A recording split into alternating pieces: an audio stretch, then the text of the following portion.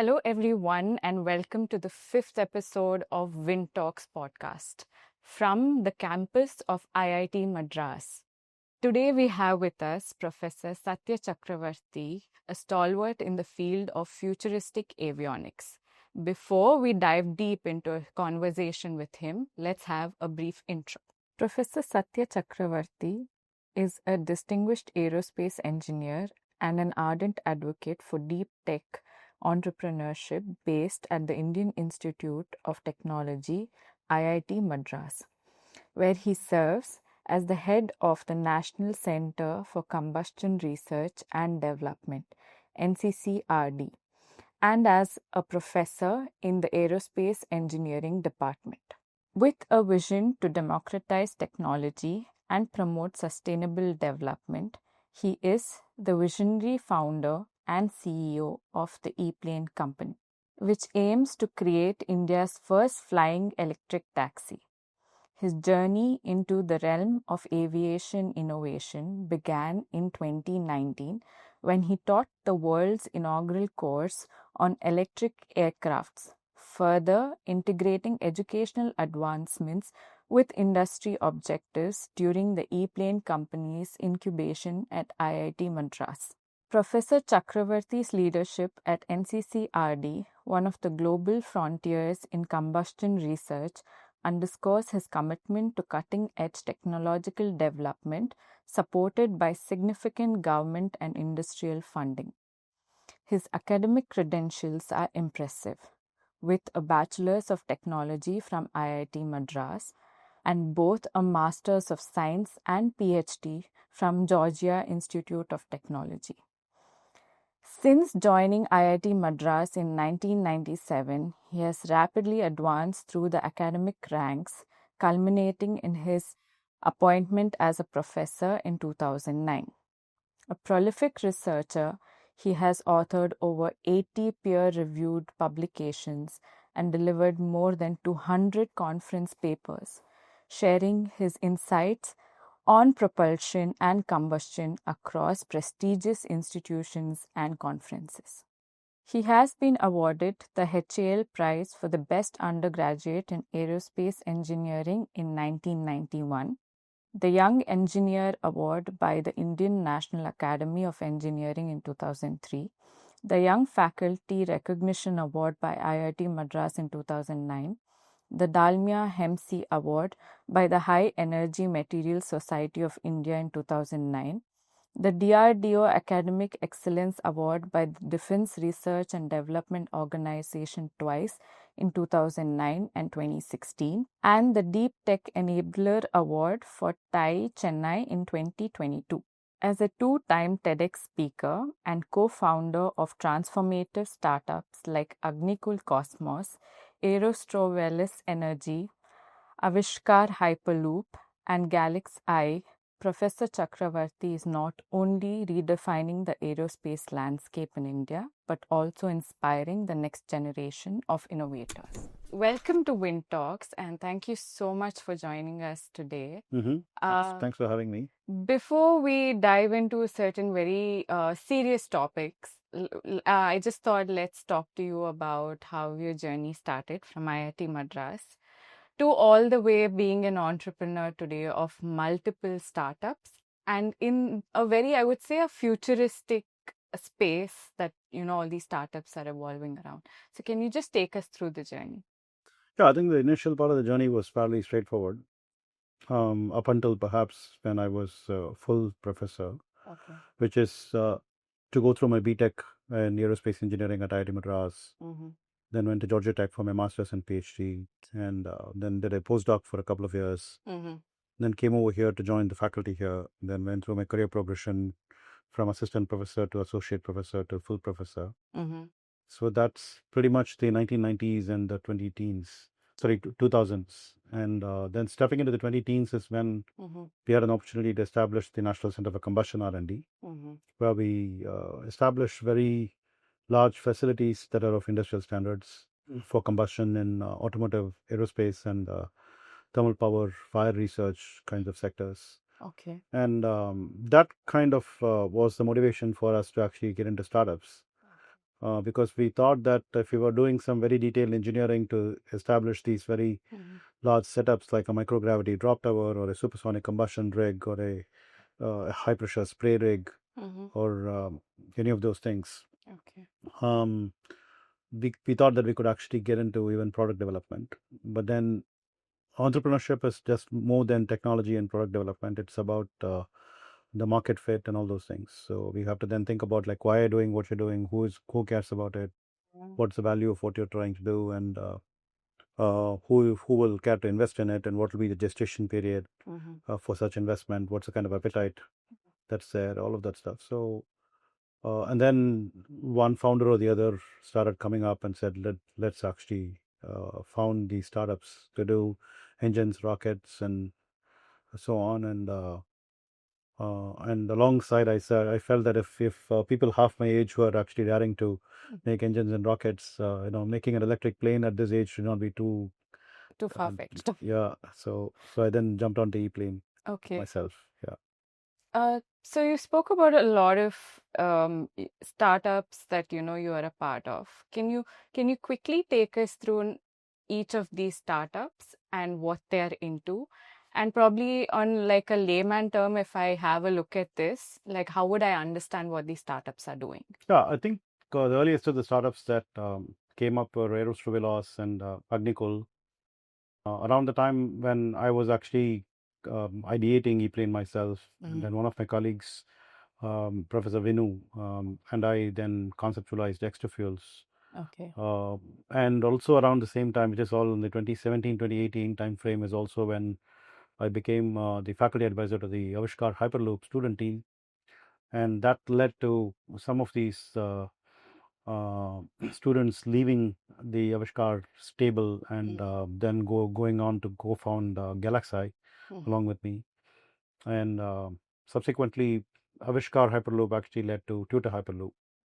And yeah, these are the ones that I've actually been a co-founder of, although primarily in an advising capacity. And ePlane is what I have been spending my time full time. It's your working baby. on it, right?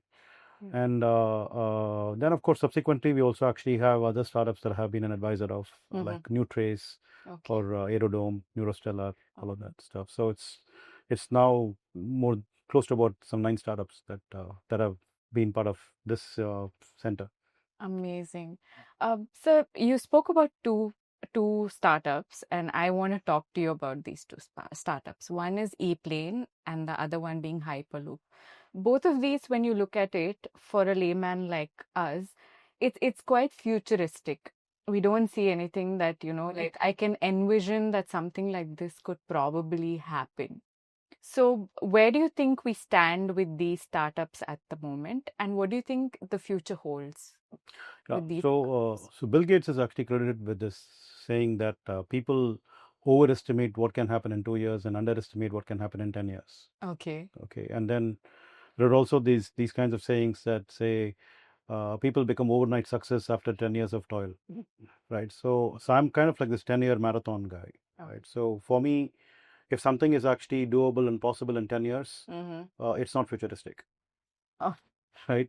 So it's that means it's actually the here and now thing, Okay. right? What's futuristic is beyond the 10-year period, Okay. right? So That's a good learning. Yeah. yeah, so if you don't, the point being, if we conceptualize something today, it's not the future anymore. Okay, so it's the present. Present. Okay. Right, so it's in our minds. Yes. Right, futuristic is something that we can't even conceptualize. Okay. That's what is future. Makes sense. Yeah, that's a good perspective to something. So, Yeah. but not everybody agrees and accepts what I'm trying to say, because people have to actually fork out cash and put money on the table for me to actually build on, and they're like 10 years. Yeah, right. that's So, but there are people. So there is patient capital and so on. The point essentially that we have to ask is, okay, if somebody is actually going to will and be able to put money on the table for a 10-year project, develop a product, what's the kind of value are you creating? Right? Is it something that's valuable enough for us to work for? And the value is actually in pure dollar terms, right? Nothing very fancy saying that, oh, it's like great knowledge and all that stuff, right? What's the kind of value you're going to create in terms of dollar terms? What's the market cap, market share? What's the market potential that it has, how many people are going to use this, what's the kind of money they're going to spend on it, right? And does it have a global reach, right? Do we have like a global market that we are after, or are we just copy pasting something else that has happened somewhere else? Yeah. These are all the questions that for me are more important than what might be daunting, like about a 10-year thing, right? So from that perspective, I think ePlane is not at all futuristic. Okay. Right? It's extremely doable, and we just had to go through the process. Okay. And so, of course, people in different parts of the world are actually correctly focusing on the plane, but there's also the ecosystem that needs to be built for the vertiports and the charging infrastructure and the air traffic management, the pilot training, and all of that stuff. So I think we are getting to a point where that inflection point is happening. Okay. So the plane building is reaching a mature stage where we're putting our plane through the certification process, and the certification regulations are also becoming mature. Okay. Right, and then we are now having a focus on the ecosystem. Who are going to be the users? Where will this plane land? Who will it take? And what's the kind of money would they be willing to pay? Is that affordable for that clientele? And then how can I actually disrupt the market further? All of these things are actually happening on ePlane. So ePlane is something that we expect will actually be a 2 to 3 year horizon. Right, and in that sense, Bill Gates may be right. We may be over predicting what's happening in 2 years. It's absolutely right? But it's in between 2 years and 10 years. Well closer to the 2 year mark when compared to the 10 year mark.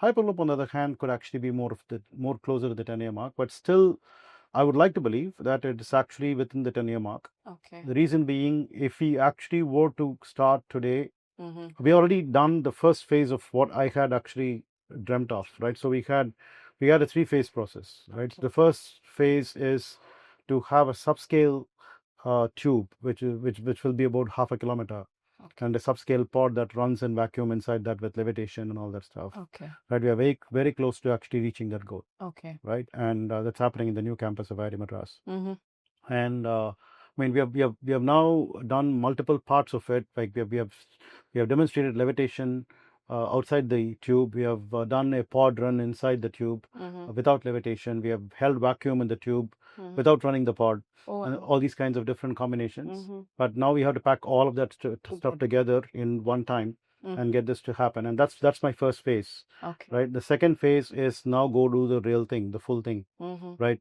Maybe 5 kilometers or 10 kilometers kind of distances with bends, with turns. Okay. Right. With curves, with branches of lanes. All of those complexities added, and progressively increase the speeds from, let's say, 200 kilometer per hour with just linear propulsion, then go to levitation, go up to about 400 kilometer per hour, and then run in vacuum and show that you can do very cost effectively at about 600 kilometer per hour. That's when and then do this with lots of safety, figured out, and standards developed and all that. Then we are actually ready. So that may be about a 3 to 5 year period. Okay. And then we are ready for actually taking people, right? A Chennai, Bangalore, Mysore kind of corridor, may take another 5 years for us to actually lay the tube and all that stuff. So that's probably about 5 years to 10 years. 10 years from now. Right. Okay. So yeah, it's all doable.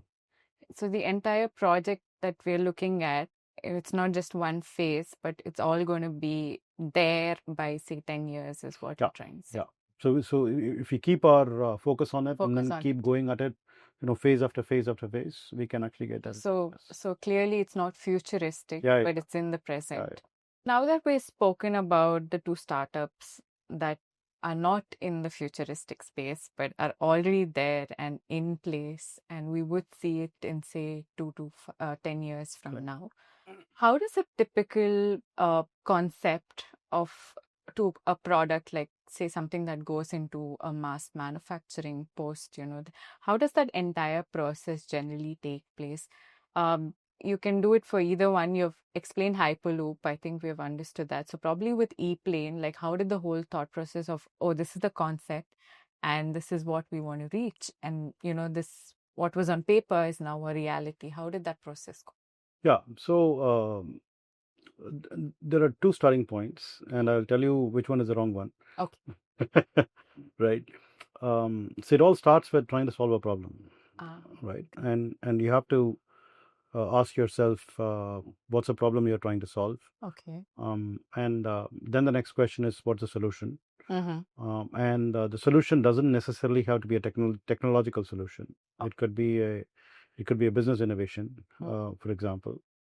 I mean, in this problem that you are actually looking at, what exactly is the pain point, and is that pain point, does it require some new technology to be developed, or can you actually apply an existing technology innovatively to develop a product, or do you necessarily have to develop a product in the first place, or can you actually develop business solutions to, right? So the wrong thing to do is to actually start with the technology. Okay. Right. Okay. So many times when we're looking at people that are coming out of engineering colleges or professors and so on, so they are good at some technology, and they are essentially like carrying a hammer looking for every solution to look like a nail. Okay. Right. And that's not the right thing to do. Yeah. So in my case, for example, I did realize that the world is moving away from combustion, sitting in the combustion center that we are. Yeah. And I felt that as an aerospace engineer, my position was actually fairly secure. Okay. That we didn't expect planes and rockets to actually become electric, or any other thing away from combustion until I retire. Right. So my question is, okay, if I'm actually going to retire in 2033, 2034, right? That was like, so I'm looking at when this happened in 2016. So I had about 16 to 17, 18 years, right? So will planes stop, burning fuel? Will rockets stop burning fuel in this next next 18 years? The answer didn't look like it would. Right. And I'm like, yeah, okay, so I'm safe. I can actually be, I can do what I'm doing and fade into oblivion. Yeah. Right. So, or can I actually challenge the status quo? Right. I can jump on the electric bandwagon. Yeah. Right. And do something before fading into oblivion. So the fading into oblivion part is there. Is there for sure. Yeah. Okay. For everybody. Yeah. Right. But the question is like, for our satisfaction, what have we done to tide against that? Yeah, true. So now the problem essentially is that this is a technology-oriented, thought process. That can I actually make electric planes? So that's when the question arises: who cares? Right? Who really cares? Right? Am I actually creating like a monument that can sit in a museum? Right? Or is it actually a product that will solve somebody's problem? True. And that's where an electric plane does not solve people's problems to begin with. Okay. Because the range that you get out of an electric plane is like so short. Okay. With the existing and conventional batteries. Yeah, true. Maybe about 200 kilometers, 300 kilometers. Yeah. Right. You hardly find airports and runways that are within that kind of distance. And nobody really wants to go to an airport and take a plane and then get off the other side and then again go back to their homes or wherever they want to go in a three-legged journey for such a short distance anyway. Yeah, true. Right. So they would rather actually get into a car or whatever it is and then directly go over there. And then there are highways and there are fast trains and all that stuff. So that's not the problem.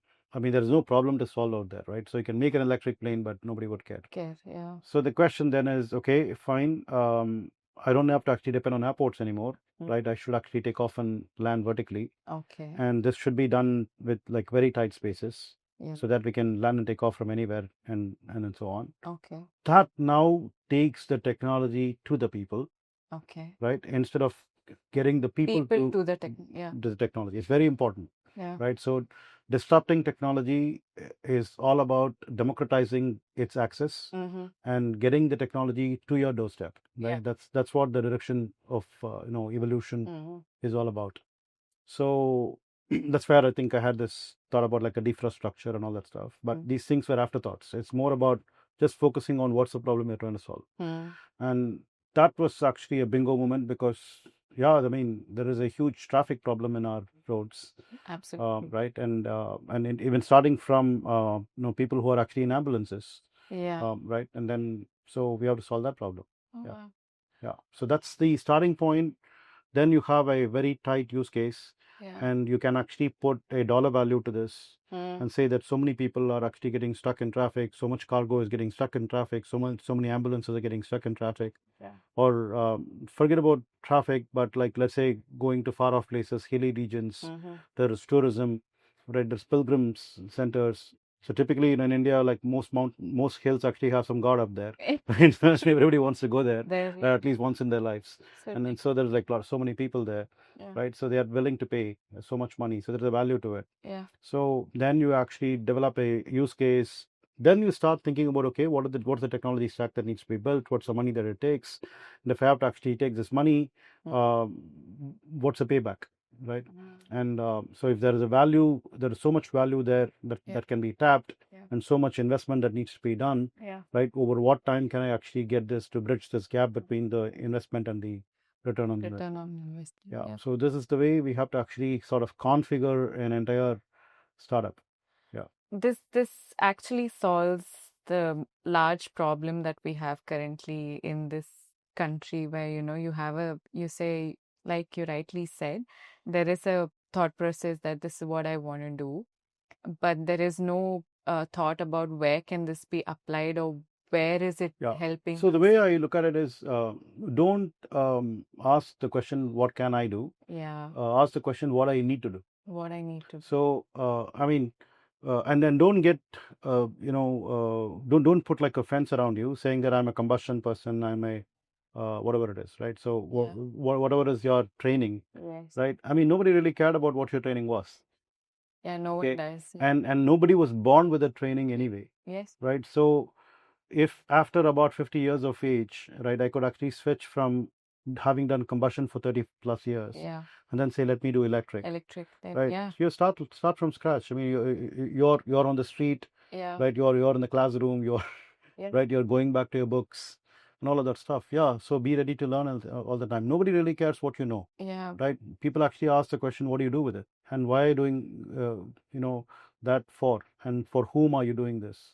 You're in quite the contradictory, fields, I must say. Like starting in combustion and getting into electric, it's completely different. No one would have in their right mind thought that, okay, this person who is in this field would jump into. But that's actually where the startup idea is actually a good idea. So if, for example, with the combustion background, I were to actually go and apply for a job somewhere, right, in an electric plane company, they will not take me. They wouldn't. Okay, so but instead I actually say I want to start an electric plane company. Nobody questions. No one would question. Right, so. But then it would be a good story to understand, like now that we know that you had a thought process that, what would be the future back then. Correct. And, sticking on. So fortunately for me, there weren't any electric plane companies. In the first place, and there weren't. The electric plane technology was not figured out at all, so it had to actually be put together. So I had some pedigree of putting together like a large center with lots of technology packed in it and all that stuff. So that worked in my favor. So you were talking about regulations. So how favorable has the regulatory system within, per se, India worked out with, an electric taxi that is going to be in the ecosystem? So how has it played out for you? Regulations actually kind of wake up to a new technology after some time, right? When it becomes palpable. Right. So you look at, I think the best example of regulations going hand in hand with technology is the UPI. Okay. So that place is hugely regulated. Right. So RBI regulations are actually extremely stringent. They are very, very careful that nobody's money should be cheated on and stuff. Right. Of course, it doesn't look like a lot of rocket science kind of technology. But still, every dot has to be, every I has to be dotted, and every T has to be crossed. Should be completely robust, and then all that stuff, right? So there is a lot of technology that's packed behind it. But the regulations actually have been, going right after them and making sure that it's all perfect. And that's exactly the same in this case too, right? So the regulators initially would be skeptical when somebody says they want to actually do an air taxi.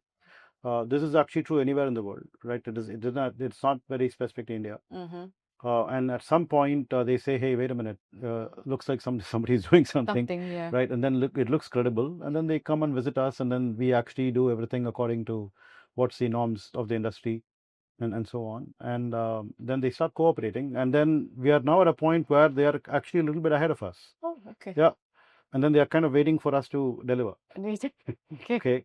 And then we get there, and then we will then say, hey, wait a minute, we have actually got a plane, you're certifying it. Then what about the ecosystem? They're actually building the ecosystem. They're looking at the regulations that build the ecosystem as well. So I believe that the regulations will actually be in place well in advance of when we know we want to operationalize this. Okay. Yeah. So I'm very confident, very happy about it. Yeah. Okay. So now that we have the regulations in place, and you are on track moving towards the final goal of one day we will all say, probably not one day, in 2 years time or 3 years time, we would have something called as an electric taxi. Correct. And are you largely looking at it as something that would be say, like you were saying, the problem of not only traffic, but something on the lines of, say, people, an ambulance or something else that is stuck?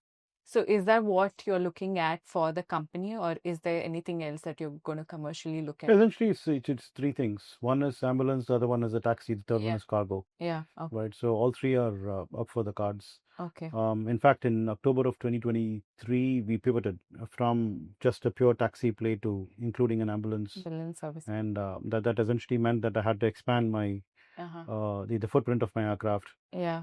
Previously, I was just doing like a pilot plus one passenger. Yeah. Then it became a bit more realistic if you could have a pilot plus a patient and a paramedic. Yeah. That means that the aircraft could actually take a pilot plus two passengers in the taxi avatar. And then we decided that we will actually have space for going all the way up to about 5 passengers, like typically like a car, pilot plus 4 passengers. Oh, wow, okay. But we have the capability, but we have to test the market on what really works, because doesn't make sense to actually have lots of empty seats, because most taxi rides are single passenger rides. Yes. And that conviction still holds, that we shouldn't actually have passengers waiting for other seats to get filled up. The purpose of flying would be lost. Yeah, sure. Or if you have multiple seats, then they have to actually fork out for all of those other seats as well. That's not going to be economical either. Yeah. So a very compact footprint plane with just the right number of seats is still actually a part of our market hypothesis that's been validated by primary research. Okay. But we now have the ability to kind of scale forward or backward with the aircraft that we are making. Okay. Yeah. So we then decided it makes more sense for us to actually make our first prototype itself that is lending itself to multiple variants instead of just boxing ourselves with just one product. Yeah. Okay. I want to shift topics a little bit and talk to you about NCCRD. Okay. I want to understand that how can, say, a research institution and an industry plug into, say, a research institution? And why is it important that, this synergy happens? So can you just take us through, because you head the entire ecosystem? Correct. So, no, I think as I was going through my career progression in the 2000s, as I was saying, right, it was very evident that all of our the research that we do is actually meant for the industry. Yes. Right. And in fact, that logic actually extended all the way to saying all of the research that we do is good only if you were to develop products. Yeah. Right. So when you now say industry, it means that the industry is developing the product and we support the industry from academia. Right. The startups are all about, like, if they're particularly coming out of academia, the academia itself is actually involved in developing the products straight. Yeah. Right. But this is basically the ultimate goal of whatever R&D that we do. And fundamentally, we are an R&D institution. Yeah. Right. IIT Madras is an R&D institution. So when I was actually a student here, we used to be viewed as like an undergraduate teaching institution. Then it became like an undergraduate teaching institution that also did research. Okay. Right. And then it transformed to a research institution that also does undergraduate teaching. Okay. Right. And the hallmark of a good institution is that the R&D that's actually being done applied to the industry and new product development by the industry or the startups that they spawn themselves actually is brought to the classroom as examples. Yes. Okay, in whatever you do, you could be doing thermodynamics, you could be doing heat transfer, right? Things that are actually so basic that you don't necessarily have to give live examples. Yes. But live examples is what actually makes the classroom so much more interesting, right? And the kind of experience that we get out of engaging ourselves with the industry and developing products and startups actually directly flows back into the classroom to educate the next set of engineers that will flow into these organizations. Yeah, true. Right, so that symbiosis Has to. is actually super important for us to preserve, and that's what NCCRD is all about. So NCCRD is an out and out industry focused entity. Perfect. Yeah. So the synergy exists and it is in place. Before we wrap up today's session and move forward, there's one question I generally ask everyone. So before we move into that question, I had like one important question for you. So what is it that, like you said, all these hyperloop, ePlane are not futuristic in thought process. But if we look at India and the globe, where do we stand in terms of such futuristic is what we would say, but now that you've given me a good perspective of what is it that it holds for us when it comes to this entire segment, that what do you think that we will see? And we shouldn't think that this is out of a sci-fi, but this is actually something that is doable. Yeah. So what we're doing here in these startups are actually pretty much neck and neck with what's happening in the rest of the world. Okay. Right. So that's a good thing about new technology, right? So when you're developing something new and the product is something that doesn't exist anywhere, the technology is not being implemented anywhere, commercialized anywhere, we have an opportunity to actually do this for the first time. Yes.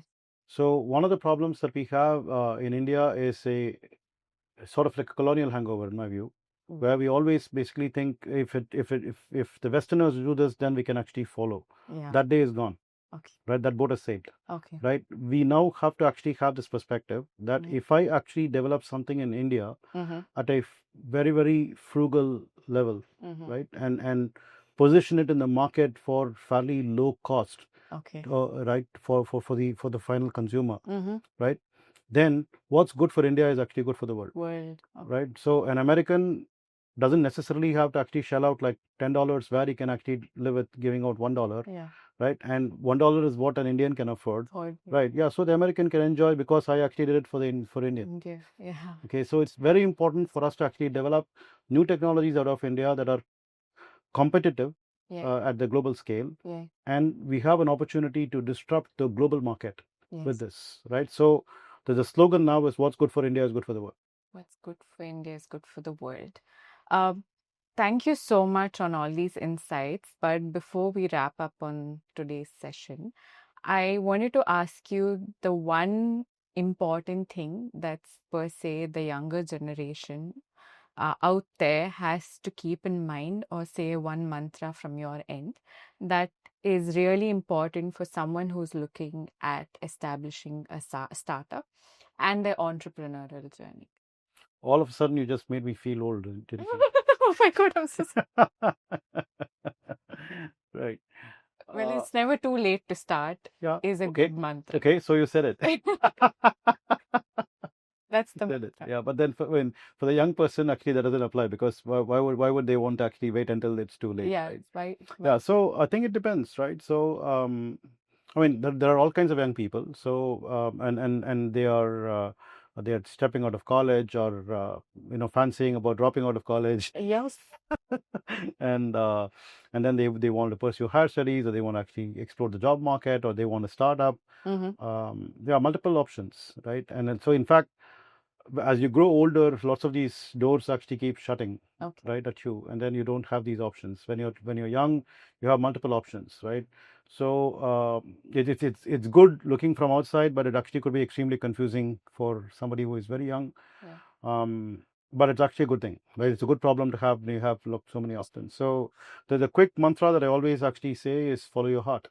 Right, and there is nothing like a right solution, right choice and stuff. Yeah. Because as somebody said, most careers are actually decided when you're teenage, right? So what do you know as a teenager to pick a career that is expected to last for about the next 40-50 years? Doesn't make sense at all, right? So which means that the 40-year-old guy could also be saying, hey, why the hell did I actually get into this career, right?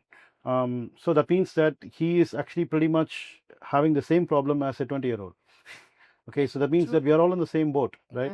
So put it another way, I'm going to actually be, I'm 56, right? I'm going to be 57 next year for the first time in my life. As much as I don't know how old you are, you're going to be that plus 1 year for the first time in your life. So all of us actually are leading for the first time. Right, for the first time in our lives. Yes. Right, so all of us are just as young. Yeah. So no advice. No advice. Perfect. I think rightfully said that we are all going to face something by ourselves, and each of our struggles and the process of running a establishment would be completely different. What might be easy for you might be something difficult for me, and like you said, it's the first time. Thank you so much for chatting with us today. And I think your sense of humor has been really good. Thank you so much for taking us through your journey and through ePlane. And surely very soon we'll see it on our streets. We need the humor to sweat it out literally. Yes. Thank you. Thank you so much. Thank you. Thank you so much for joining us on another episode of VinTalks from the campus of IIT Madras. See you soon in the next season.